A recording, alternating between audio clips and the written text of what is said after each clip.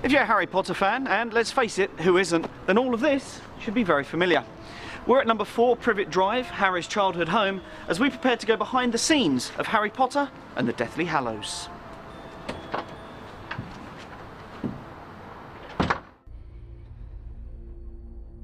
Harry Potter.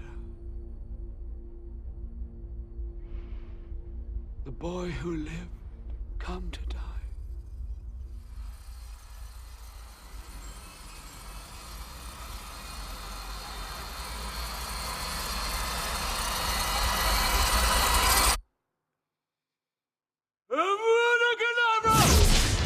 We're visual effects. Yeah. 7th film, obviously the 7 and 8, the biggest of the films. What's been the biggest individual challenge for you on these films?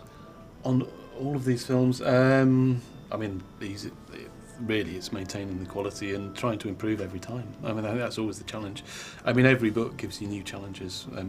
New characters are introduced, new CG characters, hippogriffs, giants, dragons. They're always in, sort of new challenges, but the audiences are getting more and more sophisticated, the software is getting more and more sophisticated, so you really got to make sure that every time you release one of these films, people are wowed by it still and are really enthusiastic when they've seen it. So I think keeping on top of it and really making sure that you've done the best possible job, I think, doing the books justice.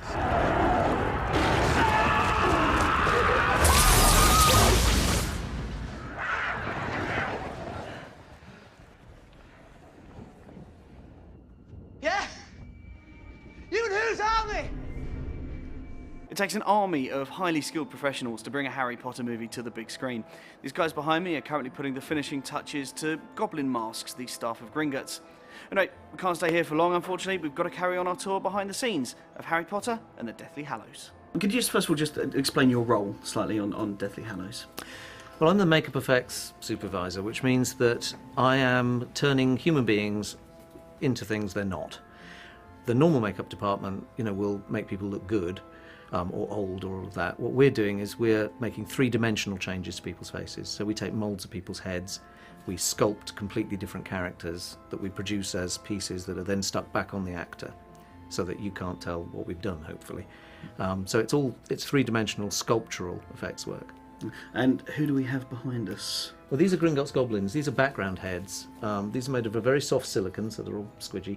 And these have been made individually for the people concerned. Everything's bespoke. This means that where they contact the person's muscles underneath, when the person moves and talks and everything, the faces have some movement too. That's just for the background. For the foreground, we are making individual pieces that get glued onto the actor's face that translate all the muscle movement through. That's it. Up there. They've added the Gemino curse. Everything you touch will multiply. Give me the sword. We are in Gringotts Bank. Audiences first saw this place actually in the first film. We're on a set though this time. The original Gringotts was in Australia House in London. So this is an exact recreation of that building. But now we can do what we want with it. We can destroy it, we can do whatever we want. We have more control here. And on the first film, I actually sat behind that table at the end as the Goblin bank teller, but this time I'm Griphook, the Goblin. So I have a slightly different perspective on things. And most of my action takes place underneath here in the vaults. From the early films with Chris Columbus through to now, the look has really evolved. Can you just talk a little bit through that, how it's evolved over the decade for you? It's the various changes. I suppose the main one is in the early days we were obliged to shoot on location quite a lot, certainly a hell of a lot more than we do now. And as the films have gone on, we've been able to build more and more, and certain sets have been standing. The Great Hall, for example, Hagrid's hut, have been there from the very beginning. The Dumbledore's office there from the beginning, the common room, Gryffindor common room. So once they were built on the first film, we were then able to build all the other sets that kind of supported those. So I've been to Privet Drive and I'm now a bit lost in the vast room of requirement, one of the settings for a key scene in the Battle of Hogwarts. I just really hope I can find my way out because there's still a lot to see here behind the scenes at Harry Potter and the Deathly Hallows.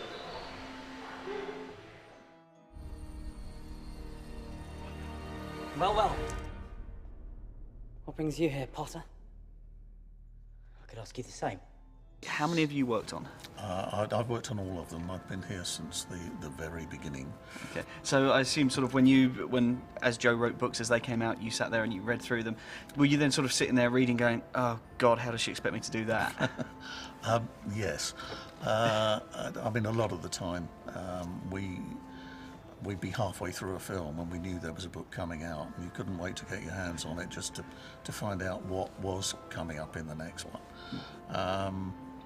It's been an interesting journey. It's been a 10-year journey, which is sort of unheard of in this business. How do the demands of Deathly Hallows compare to the previous films? Well, I think the demands of the films obviously increase with obviously the script. There's a lot more happening in this film.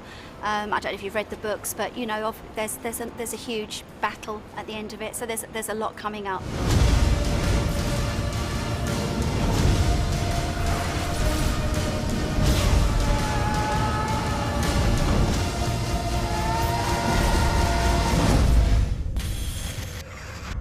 Only I can live forever.